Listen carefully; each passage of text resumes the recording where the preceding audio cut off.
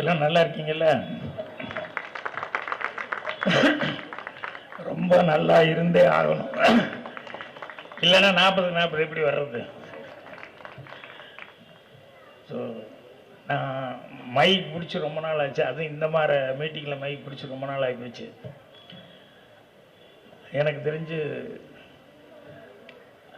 மரியாதைக்குரிய அமைச்சர் சேகர் பாபு அவர்கள் போன தடவை இதே மாதிரி நம்ம சிஎம் பிறந்தநாள் விழா கூட்டம், அதுக்கு 100ஆண்டுக்கு வந்து மிஸ் பண்ணிட்டேன்னு சொல்லி அது கூப்பிட்டுருந்தார். அதில் பேசினேன். அதுக்கப்புறம் மறுபடியும் ஒரு பொதுக்கூட்டத்தில் இன்றைக்கி வந்து கலந்துக்கிறேன். ஸோ கலைஞர் 100ஆண்டு விழாவில் வந்து அரசியல் கலைஞரை விட எனக்கு ரொம்ப பிடிச்சது சினிமா கலைஞர். என்ன பேசிக்காக நானும் எழுதுகிற ஆள், அவர்கிட்ட இருந்தால் எழுத்தெல்லாம் படிச்சுக்கிட்டு வந்த ஆள். அதனால் ஆரம்பத்திலேருந்தே அது எனக்கு ரொம்ப பிடிக்கும். அதனால் கலைஞர் 100ஆண்டு விழாவில் அவரை பற்றி பேசுகிறதுக்கு இவங்கெல்லாம் ரொம்ப புள்ளிவரமாக பழனி கருப்பழனிப்பேன் நான் பொண்ணு வண்ணன் இவங்கெல்லாம் வந்து அதெல்லாம் புள்ளிவரமாக பேசியிருப்பாங்க, எல்லாம் தெரிஞ்சு வச்சுக்கிட்டு. நான் சிவாஜி சார்லேருந்து ஆரம்பிக்கிறேன்னே. என்னென்னா ஆரம்பத்தில் நான் சிவாஜி சார் ரசிகன். என் வீட்டில் எங்கள் சின்னண்ணன் அவர் எம்ஜிஆர் ரசிகன். அதனால் வீட்டுக்குள்ளே எப்பவுமே சண்டை. என்னடா பெரிய சிவாஜி அப்படின்னா அவர் சொல்ல, நான் என்ன பெரிய எம்ஜிஆர் அப்படின்னு. அவர் கத்தி பேச மட்டும்தான் தெரியும். அந்த காலத்தில் பேப்பர்லாம் பார்த்தீங்கன்னா தெரியும், இல்லை இவர் கத்தி பேச மட்டும்தான் தெரியும் அப்படிங்கிற மாதிரி. அப்போ நான் வந்து சிவாஜி சாரை பற்றி, அவருடைய படங்கள், அவர் நடித்தது, அவர் ஒரு படத்துலேயும் நடக்கிற அந்த நடை ஸ்டைலு அப்படின்னு சொல்லிட்டு ஒவ்வொன்றா என்னெல்லாம் ரசித்தனோ அதெல்லாம் வந்து நான் சண்டை போட்டுக்கிட்டு சொல்லிக்கிட்டே இருப்பேன். மற்றபடி எம்ஜிஆர் அவரை வந்து நான் அதிகமாக பெருசாக ரசிக்கலை. ஏதோ பாட்டு நல்லா இருக்கும் அவ்வளோதான், அவர் ஃபைட் பண்ணுவார் அவ்வளோதான். நம்ம சிவாஜி சார் அளவுக்கெல்லாம் அந்த அளவுக்கெல்லாம் நடிக்கிறது அப்படிங்கிறது, எத்தனை விதமான கேரக்டர் என்ன அப்படி இப்படின்னு சொல்லிட்டு அதை சின்ன பையனாக இருக்கும்போது பெருசாக என் மனசில் பதியல, நான் பெருசாக எடுத்துக்கல. அப்புறம் நாளாக இந்த பத்திரிகை படிக்கிறது, மற்ற செய்திகள், அது இது கொஞ்சம் வளர வளர ஒவ்வொரு விஷயமா கேள்விப்பட்டே வரும் இல்லையா. அப்படி வந்துட்டு இருக்கும்போது தான் எம்ஜிஆர் அவர்களை பற்றி நிறைய செய்திகள் வந்து பத்திரிக்கை மூலமாக பல பேர்த்து பேசுகிறது மூலமாக தெரிஞ்சுக்கிட்டேன். என்ன அப்படின்னா, எம்ஜிஆர் படத்தில் கதை அவர் தான் செலக்ட் பண்ணுவாராம் அப்படிங்கிறது. அதுக்கப்புறம் பார்த்தா வசனம் வந்து அவர் ஓகே பண்ணதுக்கப்புறம் தான் வசனம். அப்புறம் இசை அவர் தான் டியூன் ஓகே பண்ணுவார். அப்புறம் லிரிக்ஸ் ஒவ்வொருத்தரும் எழுதும்போது அவர் தான் பார்த்துட்டு ஃபைனல் பண்ணுவார். அப்புறம் செட்டு அதெல்லாம் கூட அவர் வந்து போய் ஓகே பண்ணி வரணும். காஸ்டியூம்ஸு கூட அவரது மட்டுமல்ல, எல்லார் காஸ்டியூமே, ஹீரோயின் மற்றவங்க எல்லார் காஸ்டியூமே அவர் தான் ஓகே பண்ணுவார். அதுக்கு அடுத்தபடியாக இன்னொன்று என்னென்னா, எடிட்டிங்கோடு அவருக்கு ரொம்ப பிரமாதமாக தெரியும். எடிட்டிங்லேயும் ரொம்ப பிரமாதமாக கெட்டிக்காரத்தனமான நாலேஜு அப்படின்னு சொல்லி. அப்புறம் டைரக்ஷன் ஏற்கனவே நாடோடி மன்னெல்லாம் பண்ணியிருக்காரு இல்லையா, அதனால் டைரக்ஷன் அப்படின்னு சொல்லி இதெல்லாம் ஒவ்வொன்றா தெரிஞ்சுக்க ஆரம்பிக்கும்போது தான், ஆஹா நம்ம எம்ஜிஆர்னால் வெறும் சண்டை போடுற ஆளை அவ்வளோதான் நம்ம நினச்சிக்கிட்டு இருந்தோம். ஆனால் சினிமாவில் எத்தனை விஷயங்கள் வந்து அவர் வந்து ஒவ்வொன்றும் சின்ன வயசுலேருந்தே எப்படியெல்லாம் வந்து எவ்வளோ அனுபவத்தோடு இதெல்லாம் கற்றுருக்காரு, எவ்வளோ அனுபவம் இருக்குது அப்படின்னு சொல்லி ஏன்டா எம்ஜிஆர்னா உடனே கைதட்டி விழுகுது, ஸ்க்ரீன்ல எல்லாம் அப்படியே அந்த அளவுக்கு இருக்கிறாங்க அப்படின்னு சொல்லும்போது இவ்வளோ விஷயங்கள் தெரிஞ்சிருந்துக்கு அப்படிங்கிறது தான் காரணம் அப்படிங்கிறத புரிஞ்சுக்கிட்டேன். இப்படி தான் கொஞ்சம் கொஞ்சமாக அவருக்கு என்னென்ன தெரியும் அப்படின்னு சொல்லும்போது அதுக்கப்புறம் கொஞ்சம் கொஞ்சமாக அப்படியே மாறி அப்புறம் நான் எம்ஜிஆர் ரசிகனாகவே மாறிட்டேன். அதுக்காக சிவாஜி விட்டுருந்தா அப்புறம் தாவணிக்கணும்ல எடுக்க முடியுமா? ஸோ அந்த ரசனை அப்படியே இருந்தது.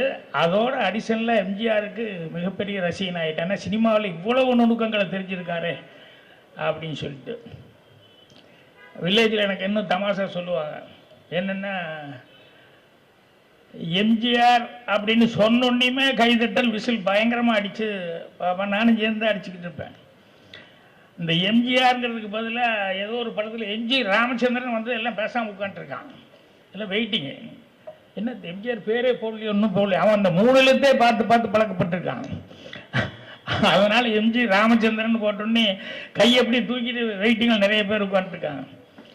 ஸோ அந்த அளவுக்கு வந்து அவருடைய ரசிகர்கள் வந்து அந்த அளவுக்கு இருந்தாங்க. இவ்வளவு டேலண்ட், இவ்வளவு திறமைகள், இவ்வளவு கைதட்டல் வாங்குற இது எல்லாமே ஒரே ஒரு விஷயத்தில் ஈக்குவல் ஆச்சு. அந்த ஒரு விஷயம் என்னென்னா நம்ம கலைஞர் அவருடைய பேனா அப்படிங்கிறது.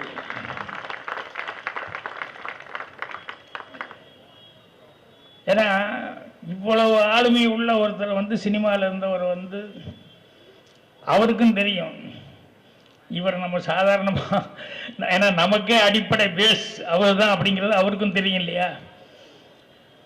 ஸோ அதனால் அவருக்கு அவ்வளவு தூரம் வந்து ஏன்னா ஸ்க்ரீனில் வந்து அந்த ஹீரோயின் போட்டது தான் அந்த கைதட்டல் அப்படிங்கிறதெல்லாம். இந்த பூம்புகார படத்தில் கலைஞர் ஃபஸ்ட்டு அப்பியரன்ஸ் ஸ்க்ரீனை ஓப்பன் ஆனோடனே அவர் தான் வருவார். அப்போவே கிளாப்ஸ் எல்லாருமே. எனக்கு அப்போ தான் இவர் நல்லா கவனிக்க ஆரம்பித்தேன். என்னது நடிகர்களுக்கு கைதட்டுவாங்க, என்ன இவர் கைதட்டுறாங்களே அப்படிங்கும்போது தான் இவர் தான் கலைஞர், இவர் தான் கதை வசனம் எழுதுறவர், இவருக்கு இயக்கத்தில் இருக்கிறவர் அப்படி இப்படிங்கிறதெல்லாம் அப்படியே சொல்ல ஆரம்பிக்கும் போது தான் அப்புறம் படங்கள் எல்லாம் என்ன அப்படின்னு சொல்லிட்டு அவர் எழுதின படங்கள்லாம் கவனிக்க ஆரம்பித்தேன். அதுக்கப்புறம் மக்கள் எம்ஜிஆர் அவர்களுக்கு ஆரம்பத்தில் வந்து ஒரு பெரிய லைஃப்ங்கிறது இவருடைய பேனால், இவருடைய எழுத்துக்கள் தான் வந்து அவருக்கு வந்த வசனங்கள் தான் வந்து அவருக்கும் சரி சிவாஜிக்கும் சரி, அவர் 2 பேர்த்துக்குமே, சிவாஜி சாருக்கு எல்லாத்துக்குமே வந்து இவருடைய எழுத்து எந்த அளவுக்கு இருந்திருக்கு அப்படிங்கிறது வந்து அதனால் ஃபாலோ பண்ணிக்க முடிஞ்சது. அது மட்டும் இல்லாமல் அப்புறம் சினிமாவை நோக்கி வரணும்னு நினைக்கிறவங்க யார் வந்தாலும் சினிமாவை நோக்கி வர்றவங்க எல்லாம் வந்து அவங்க கலைஞர் எழுதின வசனங்களை எல்லாம் மனப்பாடம் பண்ணிக்கிட்டு உடனே வந்து அது பேசி காமிப்பாங்க சினிமாவில். அவங்களுக்கு சான்ஸ் வேணும்னா இது பண்ணுவாங்க. 404 லைன் நானும் மனப்பாடம் பண்ணி வச்சுருக்கேன். ஏற்றமிகு ஏதன்ஸ் நாட்டுகளில் மிக்க வாலிபர்களே, நாட்டம் எடுத்த சமுதாயத்தில் நறுமணம் கவிழ ஏதோ சாக்ரட்டிஸ் அழைக்கிறேன், ஓடி வாருங்கள், வீரம் விலை போகாது, விவேகம் துணைக்கு வராவிட்டால் அப்படின்ட்டு. அது நல்லா இருந்தாலும் நானும் மனப்பாடம் பண்ணிட்டேன். இது போய் நடிச்சு காமிக்கிறதுக்கால இவ்வளோ நல்லா இருக்கே அப்படின்னு சொல்லிட்டு நானும் மனப்பாடம் பண்ணிட்டேன். ஸோ அந்த மாதிரி எல்லாம் வந்து கலைஞருடைய வசனங்கள் அவ்வளோ சிறப்பாக இருந்தது. அவருடைய படங்களில் சினிமாவில் இருக்கிற டயலாக்குகள் அதெல்லாம் வந்து வரும்போது எனக்கு என்ன இவர் எல்லாம் எங்கே கற்றுக்கிட்டாரு, எப்படி இவ்வளவு பிரமாதமாக இப்படி இருக்குது அப்படின்னு சொன்னால், அதுக்கப்புறம் பெரியார் அவர்கள் அவரை பற்றி, தந்தை பெரியாரை பற்றி சொன்னாங்க. அப்புறம் அறிஞர் அண்ணா அவர்களை பற்றி சொன்னாங்க. அங்கிருந்தால் எல்லாமே அவர் கற்றுக்கிட்டாருன்னு. பெரியார் அவர்களை சின்ன வயசில் ஒரு தடவை இதே மாதிரி வீட்டுக்கிட்ட பொதுக்கூட்டம் போட்டாங்க. தந்தை பெரியார் பேசுகிறாருன்னு சொல்லிட்டு ஒரே கூட்டமாக இருந்து நானும் கூட்டத்தில் சின்ன பையன் அலமோதிட்டு போய் உட்காந்து கேட்டேன். அப்போது பெரியார் அவர்கள் வந்து அவர் சிரிச்சுக்கிட்டே பேசுவார் இல்லையா, அதனால் இந்த ஆன்மீகத்தை சாடும்போது சொன்னார், எப்பா பாரு முருகன் தான் காப்பாற்றுறான், முருகன் தான் எங்கடா இந்த கரண்ட் கம்பி போகுது, அதை பிடிச்சிக்கிட்டு முருகா முருகான்னு சொல்கிறான், முருகன் வந்து காப்பாற்றினா நான் பார்க்கலாம் அப்படின்னு ஒன்று ஜனங்கள்லாம் ஒரே கைதட்டல். இப்படி எல்லாமே பெரியார் அவர்கள் வந்து எதாவது சொன்னால் அப்படியே கேட்டுக்காதீங்க, கொஞ்சம் நீங்களும் கொஞ்சம் யோசிங்க, அதை கிராஸ் பண்ணி அது கரெக்டாக இல்லையா அப்படின்னு சொல்லி தெரிஞ்சுக்கிட்டு அப்புறம் மனசில் வாங்கிக்கோங்க. அப்படியே யாராவது எது சொன்னாலும் அப்படி அப்படியே மனசில் வச்சுக்காதீங்க அப்படின்னு சொல்லி சொன்னோன்னே எனக்கு இது ஒரு கெட்ட பழக்கமாகி போச்சு. என்ன அப்படின்னா, ஏதாவது சொல்லும்போது உடனே நான் கிராஸ் பண்ணி திருப்பி அதில் வேறு ஏதாவது சில கேள்விகள் கேட்டிருப்பேன். அப்புறம் கேட்டு அடி வாங்கிக்கிறது உண்டு, திட்டு வாங்கிக்கிறது உண்டு. இப்போ ராமாயணத்தில் வந்து படிப்போம் இல்லையா, அண்ணலும் நோக்கினான் அவளும் நோக்கினாள் அப்படின்னு சொல்லி போட்டு அதுக்கப்புறம் ராமர் வந்து வில் உடைச்சாரு, அதுக்கப்புறம் நடந்தது சுயவரம் அப்படின்னு. இப்போ எனக்கு என்னென்னா, இந்த பெரியார் இவங்கெல்லாம் எப்பவுமே கேள்வி கேட்பாங்க இல்லையா, கலைஞர் இவங்கெல்லாம். அதனால் எனக்கு இந்த ராமாயணத்தில் அண்ணலும் நோக்கிட்டான் அவளும் நோக்கிட்டான் எங்கேயோ வெளியே வீதியில், அதுக்கு அடுத்து வந்து வில் ஒடிக்கிறாங்களே, ஒருவேளை ராமருக்கு முன்னால் எவனா ஒடிச்சிருந்தா என்ன ஆயிருக்கும்? இல்லை, அண்ணல் நோக்கி என்ன பிரயோஜனம், அவங்க நோக்கி என்ன பிரயோஜனம்? ராமருக்கு முன்னால் எவனா ஒருத்தர் உடைச்சிருந்தான்னு சொன்னால் கதையை மாறி போகாது. அதனால் எனக்கு இந்த மாதிரி இதை யாராவது சொன்னோம்னா உடனே திட்டு வாங்குவோம் அவங்ககிட்ட. அந்த மாதிரி நிறைய கேள்விகள் வந்து எதையாவது ஒன்று படிக்க அதில் வந்து நிறைய கேள்விகள் எல்லாம் வரும். அப்போ தான் இப்போ வந்து என் பக்கத்தில் ஒரு ஆள் உட்காந்துருக்காரு, அது ஃப்ளைட்டில் போகும்போது நான் பேசாமல் தான் உட்காந்துவேன். நல்லா இருக்கேடா அப்படின்னாரு. நல்லா இருக்கேன், உங்கள் படங்கள்லாம் பார்ப்பேன், ரொம்ப பிடிக்கும் அப்படி இப்படின்னு சொல்லிட்டு எல்லாம் பகவான் எல்லாம் பூர்வ ஜென்ம பலன் அப்படின்னாரு. நான் சும்மா இருக்கணுமா, இல்லை சாமி தப்பாக நினச்சிக்கலன்னா ஒன்று கேட்கலாமா என்னென்ன? இல்லை, போன ஜென்மத்தினுடைய பூர்வ ஜென்மத்தினுடைய பலன் கஷ்டமோ நஷ்டமோ எதாக இருந்தாலும் அப்படின்னு சொல்கிறீங்க. ஒருவேளை முதல் ஜென்மத்தில் ஒருத்த கஷ்டப்படுறான் இல்லைன்னா சந்தோஷப்படுறான்னா அது எந்த ஜென்மத்தோட பலன் அப்படின்னு கேட்டேன். என்ன கேட்குறீங்க?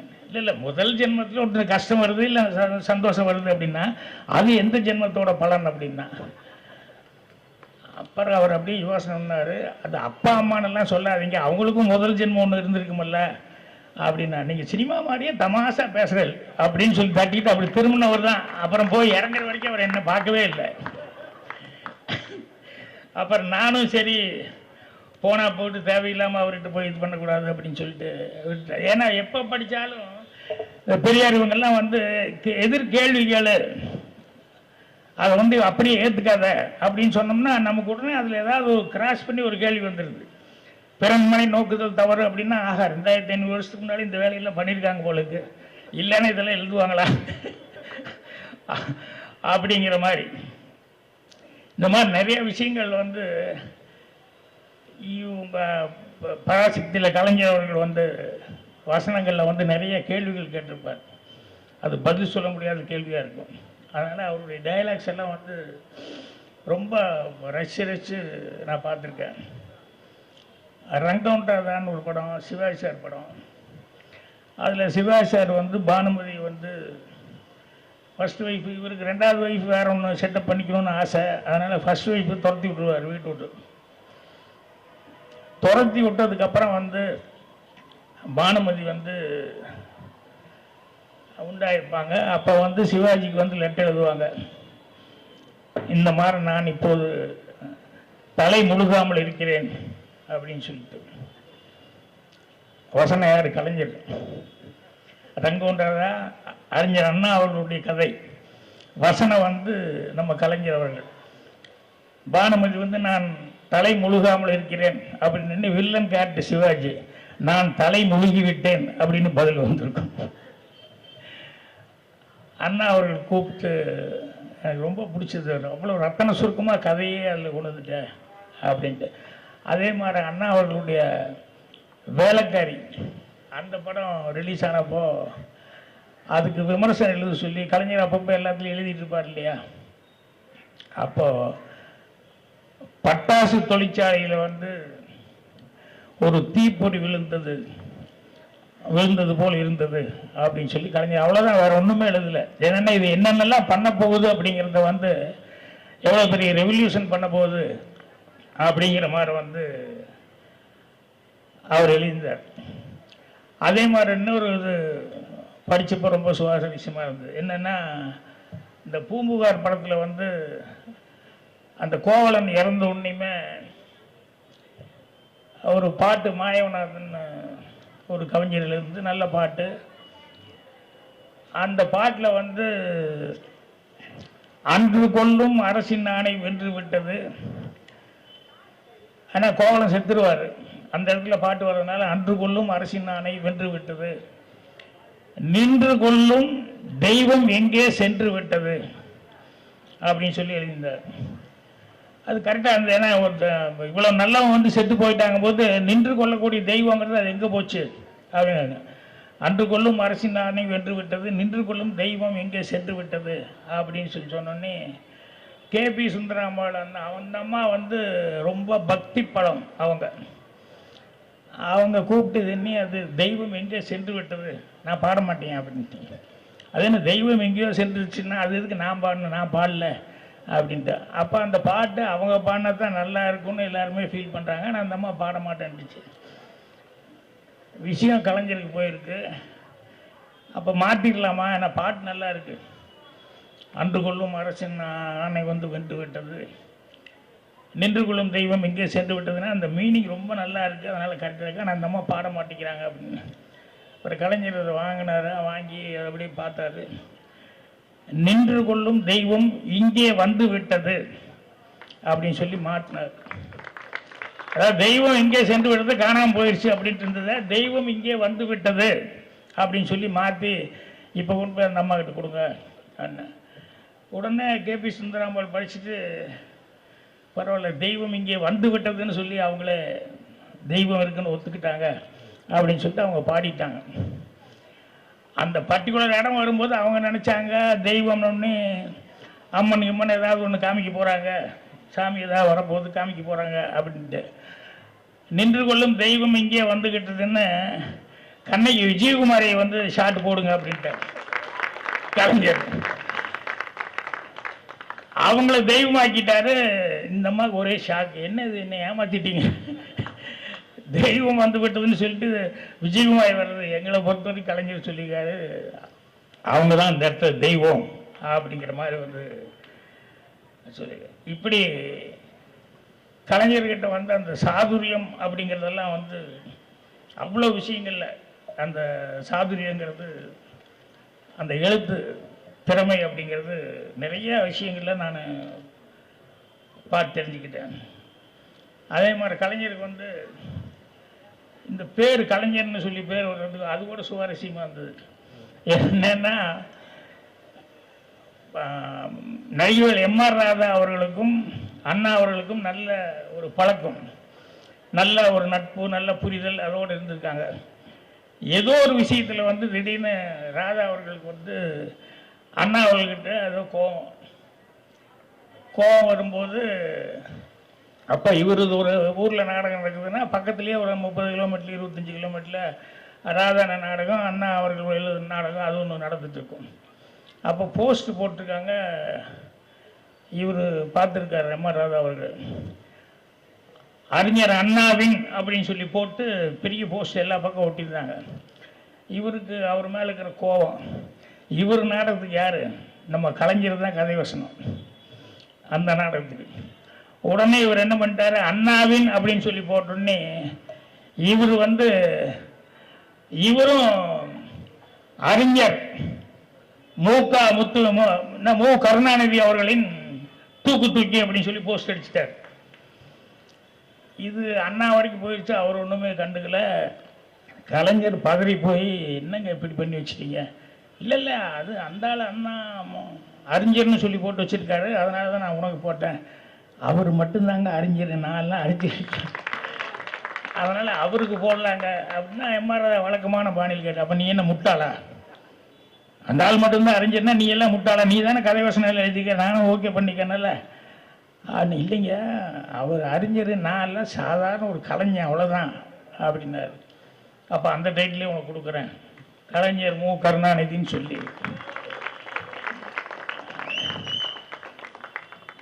அதுக்கப்புறம் அந்த இது கடைசி வரைக்கும் அவர் சேர்ந்தார். என்னென்னா அவர் அண்ணா அவர்கள் மேலே வந்து எந்த அளவுக்கு வந்து அவருக்கு ஒரு மரியாதைகள் இருந்திருக்கு அப்படிங்கிறத வந்து அதை சொன்னோன்னே பதறி போய் சொல்லி அதை உடனடியாக மாற்றுங்க அப்படின்னு சொல்லி மாற்றிருக்காரு. ஸோ அதே மாதிரி வந்து அவருடைய சில தைரியங்கள் அப்படின்னு சொல்லுவாங்க. எல்லோரும் மாமூலாக சொல்கிற மாதிரி இந்த பேர் மாத்திரக்காக தண்டவாளத்தில் படுத்தது அது இதுன்னு இந்த மாதிரிலாம் எல்லாம் சொல்லுவாங்க. ஆனால் எனக்கு தெரிஞ்சு ஆரம்ப காலத்துலேருந்தே ஒரு சினிமாவுக்கு வர்ற காலத்துலேருந்தே அவருடைய துணிச்சலுங்கிறது எல்லாத்துக்கும் வரவே வராது. ஏன்னா வேலை தேடி போகிறோம், ஒரு வேலை தேடி போகும்போது என்ன கேட்பான், என்ன சம்பளம் என்ன கொடுக்குறீங்களோ கொடுங்க அப்படிமா, தண்ணி பாட்டு எவ்வளோ வேலை சொன்னாலும் அவங்க தான் சாய்ஸ். இவர் வேலை தேடி போகிறாரு. இவர் முதலாக சினிமாக்குள்ளே வேலை தேடி வர்றாரு. ஏஎஸ் சாமின்னு ஒரு டைரக்டர், அவர்கிட்ட போய் நிற்கும் போதே இவர் முதல்ல எனக்கு 250 ரூபாய்க்கு கம்மி இல்லாமல் சம்பளம் தரணும், அது உங்களுக்கு முடியுமா, 250 குறையக்கூடாது அப்படின்ட்டுக்காரு. அப்புறம் சாயங்காலம் 5 மணி வரைக்கும் தான் நான் வேலை பார்ப்பேன். எவனாவது இப்படி கண்டிஷன் போடுவானா வேலை கேட்குற இடத்துல, ஏன்னா இருந்தாலும் வித்தியாசமாக இருக்கான், 5 மணி வரைக்கும் தான் வேலை பார்க்குறாங்கிறான். அதுக்கப்புறம் பார்த்தா 250 ரூபா சம்பளம் இந்த ஆள் நிர்ணயம் பண்ணிட்டு கேட்குறான் அப்படின்னு சொல்லிட்டு இவருக்கு என்னென்னலாம் தெரியும் அப்படின்னு சொல்லி வாங்கி பார்த்தா அதில் வந்து ரொம்ப அதில் வந்து கேட்குறது நியாயம்தான். ஏன்னா இந்த அளவுக்கு எழுத்து வந்து இந்த ஆளுக்கு அந்த திறமை இருக்குது அப்படின்னு சொல்லும்போது வரும்போதே தலை வணங்காமல் இந்த ஆள் இந்த அளவு கேட்குறாரு அப்படின்னு சொல்லிட்டு அதுக்கப்புறம் சரின்னு வேலைக்கு சேர்ந்துட்டாங்க. இவர் ராஜகுமாரி படம், அதில் எம்ஜிஆர் அவர்கள் ஹீரோ. அந்த படம் அப்படியே வந்து அபிமன்யுன்னு சொல்லிட்டு ஒரு படம், அந்த 2 படத்துக்கும் எல்லாமே உட்கார்ந்து அவ்வளோ கஷ்டப்பட்டு மாங்குன்னு கதை வசனம் அது இது அதில் பாட்டெல்லாம் வேறு எழுதியிருக்காரு. இத்தனையும் வேறு எழுதிட்டு அந்த ரிலீஸ் அப்போ எல்லாம் வேண்டப்பட்டவங்க எல்லாத்துக்கிட்டையும் இந்த 2 படம் நான் அப்படி ராத்திரியும் போதும் கஷ்டப்பட்டேன், இவ்வளோ வேலை பார்த்துருக்கேன், அப்படி பண்ணியிருக்கேன், நான் தான் வசனம் எழுதியிருக்கேன், ஸ்க்ரீன் பிளே அது இது எல்லாமே சொல்லி எல்லாத்தையும் சொந்த பந்தங்களையெல்லாம் கூப்பிட்டுக்கிட்டு எனக்கு இதே அனுபவம் எனக்கு நடந்திருக்கு. சிவப்பு ரோஜாக்கள் முதல் டயலாக் எழுதணுன்னே நானும் எல்லாத்தையும் கூப்பிட்டு வந்து சிவப்பு ரோஜாக்களுக்கு வந்து கூப்பிட்டு வந்து என் பேரையே காணோம். அது வேறு சமாச்சாரம். அது மாதிரி இவர் எல்லாத்தையும் கூப்பிட்டு வந்து வச்சுட்டு எல்லாமே நான் தான் பண்ணேன் அப்படின்னு சொல்லி சொன்னோன்னையுமே கடைசியில் டைட்டில் வரும்போது வந்து வசன உதவி மு கருணாநிதி அப்படின்னு போட்டிருக்கு. இவ்வளோ கஷ்டப்பட்டு கதை எழுதி திரைக்கதை எழுதி வசனம் பண்ணி கடைசியில் வசன உதவி அப்படின்னு சொல்லி போட்டோன்னே அப்போவே வீட்டில் சம்சாரம் வந்து எல்லாம் திட்டி சொல்லி எல்லாம் பேக்கப் பண்ணி ஊருக்கு புறப்படுவோம், வேண்டாம் இந்த சினிமாவே வேண்டாம் அப்படின்னு சொல்லிட்டு ரொம்ப வெக்ஸாக. ஏன்னா அந்த உழைச்சவனுக்கு வந்து அந்த கருத்து திருட்டு அப்படிங்கிறது வந்து அது அவ்வளோ கஷ்டமான சமாச்சாரம், அது ஜீரணம் பண்ணிக்கவே முடியாது. எதை திருநாளும் காசு பணம் ஏதாவது போயிட்டா கூட பரவாயில்ல, அந்த கருத்து அதை வந்து திருடுறது அப்படிங்கிறது ஜீரணமே பண்ணிக்க முடியாத ஒரு சமாச்சாரம். இதை வந்து இப்படி பண்ணிட்டாங்கன்னு சொன்னோன்னே போயிட்டார். போயிட்டு 1 வருஷம் 1.5 வருஷம் அவர் வீடு உண்டு, அவர் வேலை உண்டு. ஏன்னா அதுக்கு முன்னாலே ஏஎஸ்ஏ சாமி கேட்டிருக்காரு, இந்த 5 மணி வரைக்கும் தான் வேலை பார்ப்பேன்னு சொல்லிக்க, 5 மணிக்கு மேலே என்ன, 5 மணிக்கு மேலே இயக்கத்துக்கான போராட்டம் எழுத்து, அதை வந்து நான் எந்த காரணம் கொண்டு விட்டு கொடுக்க மாட்டேன், அது காம்ப்ரமைஸ் ஆக மாட்டேன், அதனால தான் 5 மணி வரைக்கும் தான் வேலைன்னு சொல்லியிருந்தேன் அப்படின்னு சொல்லிட்டு இப்போ போய் முழு நேரம் இயக்கம் அந்த வேலை இந்த வேலை அப்படின்னு சொல்லி போயிட்டார். அப்போ வந்து அந்த ராஜகுமாரி படம் முடிஞ்சிருச்சு. அப்புறம் வந்து அபிமன்யு அந்த படமும் எம்ஜிஆர் அவர்கள் தான். அதுக்கு அடுத்தது வந்து மருது நாட்டு இளவரசின்னு அப்போ விஎன் ஜானகி ரொம்ப பாப்புலரு, மறுபடியும் எம்ஜிஆர் அவர்கள் தான். அதில் படம் ஏதோ ப்ராப்ளத்தில் நின்று போச்சு. நின்று போனதில் மெயின் ப்ராப்ளம் என்ன அப்படின்னு சொல்லி சொன்னோம்னா எதோ ப்ராப்ளம் ஃபைனான்ஸ் அது எல்லாம் சரி பண்ணிட்டாங்க. ஆனால் இந்த டைரக்டருக்கும் இந்த ரைட்டருக்கும் கதை வசனம் எழுதுகிற ஆள் இருக்காங்களே அவங்களுக்குள்ள ஒத்தே வரல. அப்போ கதை வசனம் எழுதுறதுக்கு இவங்க இல்லை அப்படின்னு சொல்லும்போது என்ன பண்ணுறது, படத்தை ட்ராப் பண்ணிடலாமா அப்படிங்கும்போது எம்ஜிஆர் இல்லை கொஞ்சம் வெயிட் பண்ணுங்கள் நல்ல கதை அப்படின்ட்டு எம்ஜிஆர் அவர்கள் கலைஞரை தேடி வீட்டுக்கு வர்றார் சொந்த ஊர். அப்போ வாங்க வாங்கன்னெல்லாம் கூப்பிட்டு என்ன சாப்பிட்றீங்க என்ன அப்படின்னு ஒன்று. அப்புறம் இவர் என்ன என்ன விஷயம், இந்த பக்கம் ஏதாவது ஷூட்டிங் வந்தீங்களா என்ன, இல்லை சினிமாவுக்கு மறுபடியும் உங்களை கூப்பிட வந்தேன் அப்படின்னு ஒய்ஃபு மதுரைக்கிட்ட எல்லாம் இந்த அளவுக்கு காஃபி கொடுத்து அனுப்பிச்சி விட்ருங்க அப்படின்னு பேக்யார்டுக்கு போயிட்டார். இவர் சாப்பிட்டு நீங்கள் புறப்படலான்னா என்ன அவர் எங்கேன்னா இல்லை அவர் சினிமானா வேண்டான்ட்டார், உங்களை அனுப்பிச்சி விட சொல்லிட்டாரு, வரவே மாட்டேன்ட்டார். அவ்வளோ கசப்பான அனுபவம் அப்படின்னு. அதுக்கப்புறமா எம்ஜிஆர் கெஞ்சி கூத்தாடி அவங்க மனைவியை சமாதானப்படுத்தி அம்மாவை சமாதானப்படுத்தி இந்த படத்தில் பேர் எந்த காரணம் ஒன்றும் மிஸ் ஆகாது, கண்டிப்பாக முதல்லேருந்தே இந்த பேர் போட சொல்கிறேன். அதே மாதிரி சம்பளமும் அவருக்கு என்ன சம்பளமோ அதெல்லாம் பேசியாச்சு, கண்டிப்பாக எதுவுமே மிஸ் ஆகாது, எப்படியாவது நீங்கள் கொஞ்சம் எடுத்து சொல்லுங்கள் அப்படின்னு சொல்லி அப்புறம் மனைவி அம்மா எல்லாருமே சேர்ந்து அப்போ இவ்வளோ தூரம் அவர் உங்கூட நடித்தவர் உங்கூட பழகினவர் உனக்காக இவ்வளோ தூரம் தேடி வந்திருக்காரு, அதனால் நீ சினிமா விட்டுறக்கூடாது, சினிமாவில் உனக்கு ரொம்ப நல்ல எதிர்காலம் இருக்குது அப்படிங்கிற மாதிரி அவர் இவ்வளோ சொல்கிறார், நீ போ அப்படின்னு சொல்லி கூப்பிட்டு அதுக்கப்புறம் தான் மருதநாட்டு இளவரசி எழுத ஆரம்பித்தார். அது எழுதிட்டு இருக்கும்போதே அந்த படம் இன்னும் கூட கொஞ்சம் கொஞ்சம் ஏதோ ஃபைனான்ஸ் டபுளாது. அதுக்கு நடுவுலையே மந்திரி குமாரி அந்த படம் ரிலீஸ் ஆயிடுச்சு. அந்த படம் ரிலீஸ் ஆனோடனே அப்படி ஒரு பேர், அவருக்கும் பேர் கலைஞர் அவர்களுக்கும் பேர். அப்போ தான் நம்ம இவர் கலைவாணர் என்எஸ்கே அவர்கள் அவர் ஒரு படம் ஆரம்பிக்கலாம் மணமகள்னு சொல்லி ஒரு படம் ஆரம்பிக்கிறது, அவருடைய டைரக்ஷனில் படம் ஆரம்பிக்கிறதுக்காக எல்லாம் ரெடி பண்ணி வச்சுருந்தாங்க. அப்போ அவர் மந்திரி குமாரி படத்தை போய் பார்த்துட்டு யார் அது இந்த யார் கதை வசனம்னு, யாரோ ஒரு ஆள் புதுசுங்க மு கருணாநிதினு போட்டுக்க, அவரை போய் பிடிச்சிட்டு வா அப்படின்னு. அப்புறம் எங்கேயோ போயிட்டு என்எஸ்கே மறுபடியும் வீட்டுக்கு வரும்போது பார்த்தா அவன் உதவியாளர் யாருக்கிட்டே அரட்டை அடிச்சுட்டு உட்காந்துருக்காரு. ஏன்னா உங்கள்கிட்ட நான் என்ன வேலை சொன்னேன், அந்த கதை வசனம் எழுதுறான பிடிச்சிட்டு வாடான்னு எவன் கூட உட்காந்து அரட்டை அடிச்சிருக்கேன், யார் அந்த பையன், அந்த பையன் தான் மு கருணாநிதிங்க. என்னையா சொல்கிறேன்னா ஆமாங்க அவர் தானே, இவ்வளவு சின்ன பையன் எழுந்தா அப்படின்னு சொல்லி அவர் நம்பவே முடியல அப்படின்னு சொல்லிட்டு அதுக்கப்புறமா சரி வாப்பா பேசுவோம் அப்படின்னு சொல்லி அப்புறம் மேலே கூப்பிட்டு போனார். கூப்பிட்டு போனால் மாடிக்கு போய் பேசிக்குவோம் அப்படின்ட்டு மாடிக்கு போனால் கலைஞருக்கு ஒரே ஷாக்கு. என்னென்னா ஜன்னலெல்லாம் மூடி வச்சுருக்கு, கட்டணெல்லாம் மூடி வச்சுருக்கு, ஒரே இருட்டாக இருக்குது. அப்புறம் உள்ளே போனோன்னே கதவை தாள் போட்டு அப்புறம் லைட்டெல்லாம் போட்டிருக்காரு.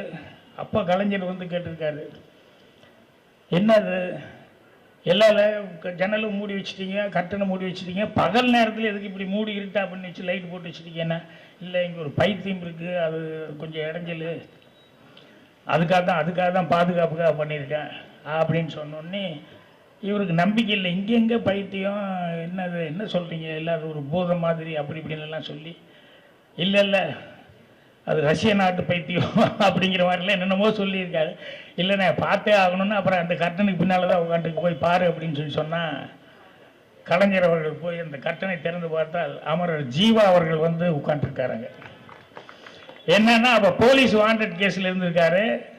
அவர் என்எஸ்கே அவர்கள் தான் அடைக்கலம் கொடுத்து இது பண்ணிக்காரு. கலைஞர் அப்படியே பார்த்தோன்னுமே கண்ணெல்லாம் கலைஞர். ஏன்னா வாழ்க்கையில் ஒரு தடவையாவது ஜீவா அவர்களை எல்லாம் பார்த்துட முடியுமா நம்ம அப்படிங்கிற மாதிரி நினச்ச அவரை அவர் இருக்கிற இடத்துல போய் அவரை பார்க்கறதுக்கான ஒரு வாய்ப்பு கிடைச்சிது அப்படின்னு சொல்லிட்டு அப்புறம் கலைஞர் ரொம்ப சந்தோஷப்பட்டு, எனக்கு நீங்கள் எதுக்கு கூப்பிட்டீங்க, எனக்கு சினிமாவுக்காக கூப்பிட்டீங்க, அதை விட என் லைஃப்பில் எனக்கு இது இப்படி ஒரு நிகழ்வு அப்படிங்கிறது இதை விட சந்தோஷம் எனக்கு வேறு எதுவுமே கிடையாது அப்படின்னு. அப்புறம் தான் சரிப்பா இந்த மாதிரி கேரளாக்காரர் ஒருத்தர் அப்படின்னு சொல்லி அவருடைய கதையை தான் ஓகே பண்ணி வச்சுருக்கேன், நான் தான் டைரக்ஷன் பண்ணுறேன், நீ எழுது அப்படிங்கிற மாதிரி சொல்லி வசனம் நீ தான் எழுதணும் அப்படின்னு. சரிங்க எழுதுறேன். நான் சொன்னால் அந்த கேரளாக்காரர் கேட்பார் அப்படிங்கிற மாதிரி சொல்லி அவர்கிட்ட பேசிட்டேன், நீ எழுது அப்படின்னாரு. அப்புறம் சரின்னு சொல்லிட்டு இவர் வந்து உட்காந்து எழுதுறேன் அப்படின்னு சொல்லிட்டு ஓகே பண்ணிட்டார். அப்புறம் என்னப்பா சம்பளம் பேசலையே, எவ்வளோ சம்பளம்னா, நீங்கள் பார்த்து எவ்வளோ கொடுத்தாலும் ஓகேங்க அப்படின்ட்டுருக்காரு. கலைஞர் சிரிச்சுட்டே ஒரு பேப்பர் எடுத்து ஒன்றுன்னு போட்டு, இவ்வளோதான் சம்பளம் ஓகேயா? ஓகே தான், நான் பக்கத்தில் ஒரு சைபர் இவர் ஒன்றுமே போடாமல் வெறும் ஒன்றுன்னு போட்டிருக்கீங்களே, ஒரு சைபர் இவர் போட்டால் நல்லா இருக்குமே அப்படின்னாரான். உடனே அவர் குசும்பா கலைவாணர் அவர்கள் வந்து அந்த ஒன்றுக்கு இடது பக்கமாக ஒரு சைபர் போட்டிருக்காரு. அப்புறம் இன்னொரு சைபர் போடுங்களேன் அப்படின்னு, இன்னொரு சைபரா அப்படின்னா மறுபடியும் ஒரு சைபர், இன்னொரு சைபரை போடுங்களேன் அப்படின்னு ஒரு 4 சைபர் போட்டதுக்கப்புறம் அப்படின்னு என்எஸ்கே சொல்கிறாரு, ஏப்பா ஒன்றுக்கு பக்கத்தில் இடது பக்கம் எவ்வளோ சைபர் போட்டால் தான் என்ன, 4 சைபர் போட்டிருக்கேன், அது அதுக்கு எதுக்குமே சைபருக்கு வேல்யூ இல்லையே, இது தான் சம்பளமானார். அந்த பேப்பரை கொடுங்கன்னு அதை வாங்கி அப்படி திருப்பி இப்படி காமிச்சாரா. 10,000 அப்படின்னு. 10,000மா அப்படின்னாரு. ஆமாங்க அப்படின்னு. இல்லை இதுக்காகவே 10,000 ரூபா கொடுக்கலாம் உனக்கு அப்படின்னு சொல்லிட்டு அதுக்கப்புறம் மணமகன் எழுதினேன் அப்படிங்கிற மாதிரி சொல்லி சொன்னார். அதுக்கப்புறமா பார்த்தா புரட்சி தலைவர், இவர், கலைஞர் அவங்க எல்லாருமே சேர்ந்து என்எஸ்கே இவங்கெல்லாம் நாம் அப்படின்னு சொல்லிட்டு ஒரு படம் எல்லாருமே பார்ட்னர்ஷிப்பில் எடுத்திருக்காங்க. அதுக்கப்புறம் நிறையா படங்கள் வந்து எடுக்கப்பாங்க. ஸோ ஆரம்பத்தில் இதெல்லாம் கேட்கும்போது எனக்கு என்னுடைய பத்திரிகையாளர் நண்பர் ஒருத்தர் இருக்கார், ரவீந்திரன் ஒருத்தர் இருந்தார். அவர் இல்லை, அவருடைய சன்னு சுபாஷ்னு எங்களுக்கு எடிட்டராக வேலை பார்த்தவர். அவர் இந்த மாதிரி விஷயங்கள்லாம் நிறையா ஃபிங்கர் டிப்ஸில் வச்சுட்டு இருப்பார். அவர் வந்து இந்த விஷயங்கள்லாம் சொல்லி சொன்னார். அப்போ தான் கலைஞர் அவர்களை பற்றி சொல்லும்போது இன்னொரு மேட்டர் சொன்னார். அதுவும் ரொம்ப, அதாவது டிஆர் சுந்தரம் மாடர்ன் தியேட்டர்ஸ் எவ்வளவோ வெற்றி படங்கள்லாம் கொடுத்துருக்காங்க. அந்த மாடர்ன் தியேட்டர்ஸ் எடுத்துகிற அந்த சுந்தரம் அப்படின்னா ஒரு டெரராக எல்லோரும் ஃபீல் பண்ணுவாங்க. அந்த ஆள் சமயத்துக்கு சவுக்கிலே அடிச்சு போடுவார் அப்படிங்கிற மாதிரி ஒரு ஆள் அப்படிங்கிற மாதிரி சொல்லி சேலம் மாடர்ன் தியேட்டர்ஸ் அவரை பற்றி அவ்வளோவெல்லாம் சொல்லுவாங்க. அவர் வந்து ஒரு படம் பண்ணோம் அப்படின்னு சொல்லும்போது அப்போ கலைஞர் வந்து நல்லா ஃபார்மில் இருக்கார் அப்படின்னு சொல்லி அவரை கூப்பிட்டு அவர் ஏதோ ஒரு இங்கிலீஷ் படம் பார்த்துருக்காரு. இந்த மாடர்ன் தியேட்டர் சுந்தரம் உண்மையை சொல்ல போனோம்னா எம்ஜிஆர் அவர்கள் வச்சு அலிபாபா 47 அந்த படம் எடுத்தவர். நடுவில் எம்ஜிஆர் கொஞ்சம் கால்ஷீட் கொடுக்காம விட்டார். ஏதோ அவருக்குள்ள ஒரு மனஸ்தாபம், அதனால் கால்ஷீட் கொடுக்கல. அப்புறம் ஒரு நாள் வேறு ஏதோ ஒரு இதுக்கு வந்து எம்ஜிஆர் அங்கே போயிருக்காரு. அப்போ அந்த மாடர்ன் தியேட்டர் சுந்தரம் வந்து நல்லா இருக்கியா அப்படின்னு சொல்லி கூப்பிட்டு நல்லா இருக்கேன் அப்படின்னு சொல்லி கேட்டு அவங்க படம் பார்க்குறியா அப்படின்னாரு. எந்த படம் அப்படின்னாரு. இதான் அந்த அலிபாபா 47 ஒரு படம், நான் இன்னும் முடிக்கவே இல்லை, இன்னும் நான் ஒரு 2-3 நாள் வேலை இருக்குது, 4-5 நாள் அப்படின்னு இவர் மனசுக்குள்ள எப்படி என்னை கூப்பிடுவாரெல்லாம் நினச்சிக்கிட்டு இருக்காரு. இப்போ போய் பார்த்தா ஃபுல் படம் அப்படியே காமிச்சாரான். இவருக்கு ஒரே ஷாக்கு, டியூப் வச்சு முடிச்சிட்டார் படத்தை. அந்த மாதிரி ஒரு சுந்தரம்ங்கிறவர் வந்து அப்படி ஒரு கெட்டிக்காரர், அதே நேரத்தில் வந்து பயங்கரமான முரட்டுத்தனமான ஒரு கேரக்டர். அவர் வந்து கலைஞரை கூப்பிட்டு ஏதோ ஒரு இங்கிலீஷ் படம், அந்த படத்தை வந்து இதை வந்து அப்படியே கொஞ்சம் இண்டியனைஸ் பண்ணி சமூக படமாக மாற்றி கொடு, அது வந்து ஹிஸ்டாரிக்கலாக இருக்குது, அது சமூக படமாக வந்து எழுதி கொடு அப்படின்ட்டுருக்காரு. அவர் படமையும் போட்டு காமிச்சிருக்காரு. படமெல்லாம் பார்த்துட்டு அப்புறம் கலைஞர் வந்து அதுக்கப்புறமா திருப்பி கொண்டு போய் அவர்கிட்ட ஸ்கிரிப்டை கொண்டு போய் கொடுத்துருக்காரு. கொடுத்தா அவர் வந்து படிக்க ஆரம்பிச்சுன்னுமே அவர் கோபம், மறுபடியும் இவர் படிக்கிறாரு. படிக்கும்போது நான் கூட இருக்கணும்னு சொல்லி கலைஞரே படித்து காமிக்கிறாரு. ஆனால் கலைஞர் என்ன பண்ணிட்டார் அப்படின்னு சொன்னோம்னா, அவருடைய அந்த ஹிஸ்டாரிக்கலாக இருக்கிறத வந்து சமூகமாக மாற்ற சொன்னது இருக்க, அது சமூகமாக மாற்றினா சரியாக வராது அப்படின்னு சொல்லிட்டு அதை ஹிஸ்டாரிக்கலாக அப்படியாவே அதே மாதிரியே வந்து அவர் அதுக்கு கதை வசனமாக திரைக்கதை வசனம் எல்லாம் பண்ணிட்டார். அப்போ அவருக்கு ஒரே கோபம். நான் உங்கள்கிட்ட என்ன சொன்னேன், நீ என்ன பண்ணியிருக்க அப்படின்னு. இல்லைங்க, ஒரு எழுத்தாளனா எனக்கு தெரியுது, அதை மாற்றினா சரியாக வராது, அதனால் இதுதான் கரெக்டாக இருக்கும் அப்படின்னு சொன்னோன்னே அதை கொண்டா அப்படிங்கிற மாதிரி சொல்லி, நான் சொன்னது நீ செய்யாமல் என்ன பண்ணிட்டு இருக்க நீ அப்படி இப்படின்னு சொல்லிட்டு வெளியே போ அப்படிங்கிற மாதிரி ஏதோ சொல்லிட்டார். அப்போ உங்களுக்கு தான் இது வேண்டாமல்ல, நான் எழுந்து உங்களுக்கு பிடிக்கல, அப்புறம் எதுக்கு இதை வாங்கி வச்சிட்டீங்கன்னு அந்த டேபிள் மேலேருந்து அந்த ஃபைலை இவர் வாங்கிட்டு போயிட்டார் கலைஞர். அவருக்கு ஒரே ஷாக்கு, ஏன் டேபிள் மேலேருந்து இவ்வளோ தைரியமாக வந்து ஒரு ஃபைலை ஒரு ஆள் வாங்கிட்டு போகிறானே அப்படின்னு சொல்லிட்டு அதுக்கப்புறம் பார்த்தா கலைஞர் வந்து அவருக்கு இருக்கிற நம்பிக்கையில் இதை தானே படமாக எடுக்கிறேன் அப்படிங்கிற மாதிரி சொல்லி உடனே டிஆர் சுந்தரம் சிதம்பரம் ஜெயராமன் அவரை கூப்பிட்டு என்ன யார் இந்த பையன் என்ன ஏற்றுக்கிட்டு இந்த அளவுக்கு தைரியமாக இப்படி பண்ணியிருக்காப்புல அப்படின்னா இல்லைங்க அவர் எழுத்து மேலே இருக்கிற ஒரு இதில் கொஞ்சம் பேசினா சரியாக வந்துடும் அப்படின்னா அப்புறம் அவர் வந்து பேசி பார்த்துருக்காரு என்ன பேசினாலும் கலைஞர் நான் எழுத்து வந்து வளைஞ்சு கொடுக்காது நான் வளைஞ்சு கொடுப்பேன் எழுத்து வளைஞ்சு கொடுக்காது முடியாது அப்படின்ட்டார். அப்புறம் அவருக்கு எதுக்காப்புல ஒரு படம் எடுக்கிறேன்னு சொல்லி இவர் எடுத்து அதுக்கப்புறமா வந்து கலைஞரும் படம் எடுத்தாங்க. ஸோ அந்த மாதிரி யாருக்குமே பயப்படாமல் ஒரு துணிச்சல் அப்படிங்கிறதெல்லாம் வந்து கலைஞர்கிட்ட இருந்தது அப்படின்னு சொல்லும்போது அதுதான் எனக்கு நான் எங்கள் வீட்டில் எங்கள் அம்மா பாக்யராஜின்னு பேர் வச்சாங்க இல்லையா, நான் அப்போ தான் நினச்சிக்குவேன் என்னென்னா இந்த 2 பேர்த்துக்குள்ளே சண்டை வந்துருச்சு இல்லையா, அப்போ வந்து எனக்கு அவரையும் ரசிச்சிருக்கேன் இவரையும் ரசிச்சிருக்கேன். அவர் நடிக்கிறது மற்றது சினிமா எல்லாமே அவர் தரவாக இருக்குது. ஆனால் இவர் பேனான்ற ஒன்று மட்டுமே இவர் எவ்வளோ ஆணித்தரமாக வச்சுக்கிட்டு உட்காந்துருக்காரு. இது வச்சு தானே அவரும் இருந்தார். இது எப்படி அப்படின்னு சொல்லிட்டு எனக்கு எந்த பக்கம் போகணும்னு தெரியாமல் நான் பாட்டில் சென்னைக்கு வந்துட்டேன் புறப்பட்டு. ஆனால் அவர்கிட்ட பேசுகிறதும் பேசிக்கிட்டு இருந்தேன், இவர்கிட்டையும் நான் பேசுகிறது எப்பவுமே போல் பேசிக்கிட்டே இருந்தேன். இவர்கிட்டையும் இவர் மேலே இருந்த அபிமானமும் அது வந்து அந்த காலத்தில் ரொம்ப கஷ்டம். என்னென்னா அங்கே போனாலும் இங்கே வரக்கூடாதும்மா, இங்கே போனாலும் அங்கே வரக்கூடாதும்மா, போனால் அதோட சரி முடிஞ்சு போச்சு அப்படி இப்படின்னெல்லாம் சொல்லுவான். பட் நான் வந்து எம்ஜிஆர் அவர்கள் சிஎம்மாக இருக்கும்போது நான் வந்து விஜயகாந்த் படத்துக்கு கலைஞர் அவர்கள் தான் பூஜைக்காக வர்றாரு. அதில் வந்து ஸ்டேஜில் நீங்கள் உட்காருவீங்களான்னா தாராளமாக உட்காருவதில் என்ன இருக்குது எனக்கு அதை பற்றியெல்லாம் ஒன்றும் இல்லை அப்படின்னு. இப்போ எல்லோரும் பயந்தாங்க என்னென்னா அவர் கூட ஸ்டேஜில் வந்து ஏறி உட்கார்ந்தா எம்ஜிஆர் பிடிக்காது ஏதாவது சொல்லுவாரா அப்படி இப்படின்னு சொல்லிட்டு. ஒன்றுமே சொல்ல அவர் எங்கிட்ட கேட்கவும் இல்லை.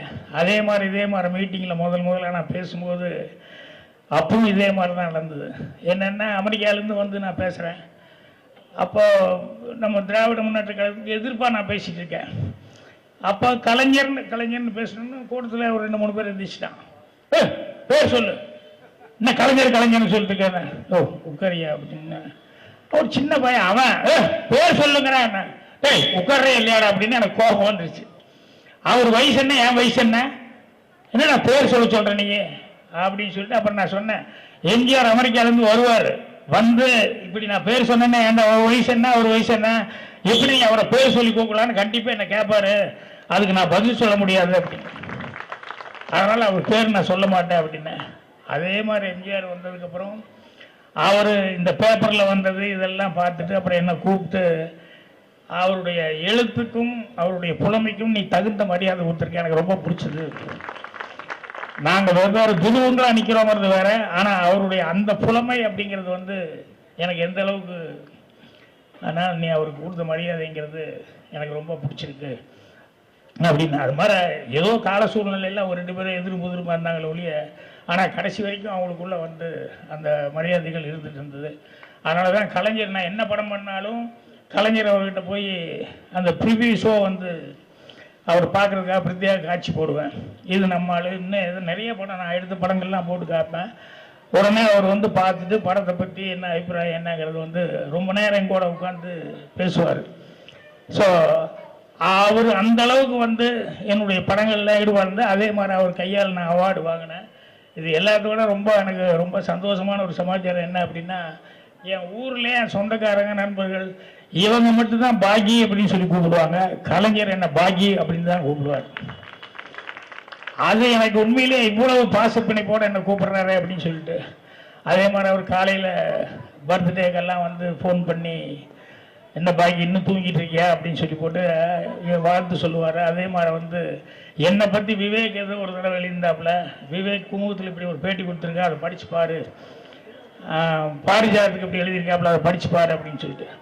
ஸோ அந்த மாதிரி எனக்கு பாக்யராஜ்னு பேர் வச்சது வந்து கலைஞர்கிட்ட இந்த அளவுக்கு நெருக்கமாக இருக்கிறதுக்கெல்லாம் எனக்கு வாய்ப்பு கிடைச்சது. அது எம்ஜிஆர் கிட்ட இருந்த அளவுக்கு இவர்கிட்டையும் அந்த அளவுக்கு இருக்கிறதுக்கு வாய்ப்பு கிடைச்சதுங்கிறது என்னுடைய பெரும் பாக்கியமாக நினைக்கிறேன். மழை வேற வந்துருச்சு, இடைஞ்சலாகி போச்சு எல்லாத்துக்கும். நான் மீண்டும் மறுபடியும் சேகர் பாபு அவர்கள் யாருக்குமே நான் வந்து வணக்கம் சொல்லி ஆரம்பித்து நான் பாட்டில் போயிட்டே இருந்துட்டேன். மரியாதைக்குரிய சேகபாக் அவர்கள், எனக்கு முன்னால் பேசினவங்க, வெற்றி அழகன் அவர்கள், இன்னும் எல்லாத்துக்குமே உங்களுக்கு எல்லாத்துக்கும் என்னுடைய பணிவான வணக்கம். உங்களுக்கு தான் மெயினாக சொல்லணும். ஏன்னா அவருடைய உயிரினும் மேலான உடன்பிறப்புகள் அவருக்காக இவ்வளோ வருஷமாக இருந்து இப்போ கூட 40க்கு 40 அப்படிங்கிறது காரணமே நீங்கள் தான். அதனால் உங்களை எல்லாம் சந்திச்சது ரொம்ப மகிழ்ச்சியாக இருக்குது. நன்றி, வணக்கம். இந்த வீடியோ உங்களுக்கு பிடிச்சிருந்தா ப்ளீஸ் லைக் அண்ட் ஷேர் பண்ணுங்க. மறக்காம எங்க சேனலை சப்ஸ்கிரைபும் பண்ணுங்க.